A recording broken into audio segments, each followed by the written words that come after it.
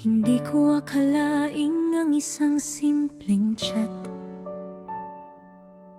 ay magiging simula ng pinakamagandang kabanata ng aking buhay.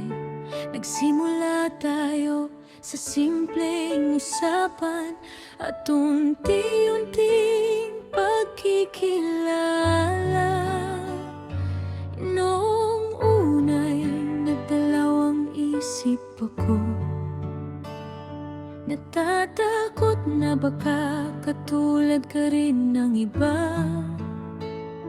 Kaya halos isang buwan kitang inisnaw, ngunit hindi ka sumuko.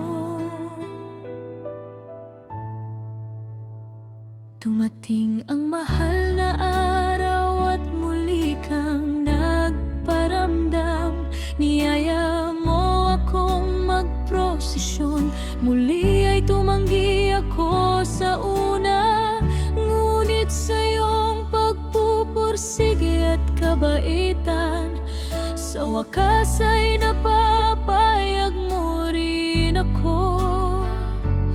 Doon tayo unang nagkita sa may simbahan, at doon nagsimulang mabuo ang ating magandang samahan.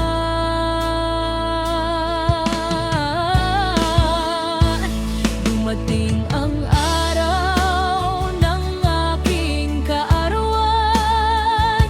Niyaya mo akong mag-swimming at ipinagluto mo ako ng masarap na kaldereta. Hanggang ngayon ay natatawa pa rin ako. Sasabi nila, lalo na ni Ma'am Josie, nasasarap daw ng iyong luto. Tuluyan mo akong nabihag. At marahil ay totoo nga, hindi lang ang sikmura ko ang iyong napasaya, kundi pati ang aking puso noong Abril 22, 2018.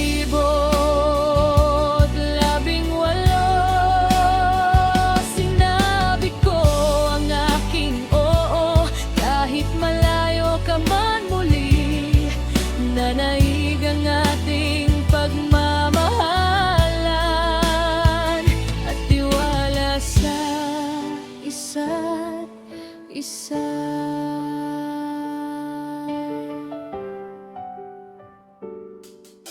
Hindi naging madali ang lahat nang muli kang bumalik sa ibang bansa.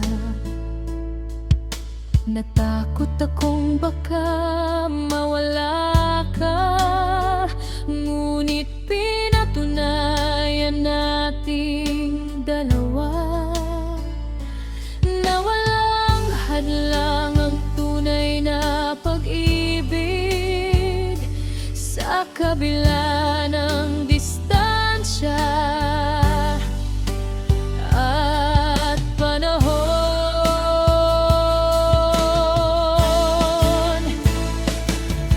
Pagkalipas ng 3 taon, pinagpala tayo ng Diyos at tayo ay naging mag-asawa. Lalo pang naging ganap ang ating kaligayahan nang dumating sa ating buhay sina Amara at Ariana. Mula noon, hindi ka na lamang ating minamahal, isa ka ng mapagmahal at responsableng ama. Maraming salamat sa iyong pagmamahal, pag-unawa at walang sawang pagsasakripisyo. Salamat sa pagiging haligi ng ating tahanan at pinakamahusay na ama. Para kina Amara at Ariana.